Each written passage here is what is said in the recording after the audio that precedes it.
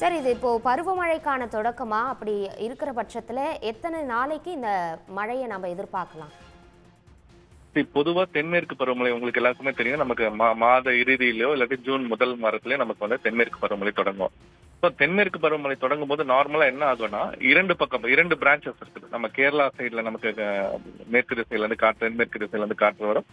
அங்க ஒரு பிரான்ச் இருக்கு.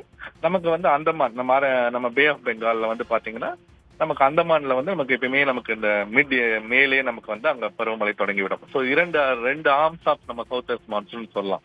ஸோ இந்த பருவமழை தொடங்குற காலத்துல என்ன ஆகும்னா, எப்பவுமே 2 சைடுகள் ஒரு ஈஸ்ட் வெஸ்ட் சியர் ஜோன் நம்ம சொல்லுவோம். ஸோ ஒரு பிராட் சர்க்குலேஷன் மாதிரி இருக்கும். ஸோ அது வந்து பாத்தீங்கன்னா 2 பக்கமும் அரபிக் கடல்லையும் சரி, நமக்கு வந்து வங்கக்கடல்லையும் சரி 2 பக்கமே ஒரு ஒரு மேலடுக்கு சுழற்சி மாதிரி ஒரு ஃபார்ம் ஆகிறதுக்கான இது எப்பயுமே ஃபார்ம் ஆகும்.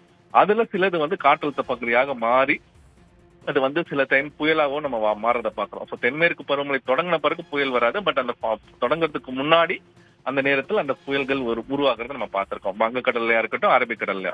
இந்த இப்ப என்ன ஆகுதுன்னா, இந்த ஈஸ்ட் வெஸ்ட் ஷியர் ஜோன்ல 2 பக்கமும் அரபிக்கடலுமா இருக்கட்டும், நமக்கு இப்போவே வங்கக்கடல்ல முதல்ல ஒரு காற்றழுத்த சுழற்சி மாதிரி உருவாயிருக்கிறத பாக்குறோம். ஸோ எப்படி நமக்கு வந்து நம்ம பருவமழை, அதாவது வடகிழக்கு பருவமழை அக்டோபர் டிசம்பர் மாதத்துல ஒரு காற்றழுத்த சுழற்சி உருவாச்சுன்னா எப்படி நமக்கு வருவோமோ, அதே மாதிரி ஒரு காற்றழுத்த சுழற்சி மாதிரி நமக்கு உருவாயிருக்கிறது. அது மிக அருகில், அதாவது வட தமிழகத்துக்கு அருகில் இப்ப இருக்கிறத நம்ம பாக்குறோம். ஸோ அதனால என்ன ஆகுதுன்னா, இப்ப கிழக்கு திசையில இருந்து நேற்று வரைக்கும் பார்த்திருப்பீங்க, மேகம் எல்லாம் மேற்கு திசை வெள்ளூர் பகுதியில மேகம் உருவாகி அப்படி நமக்கு நகர்ந்து வந்து பார்த்திருப்பீங்க.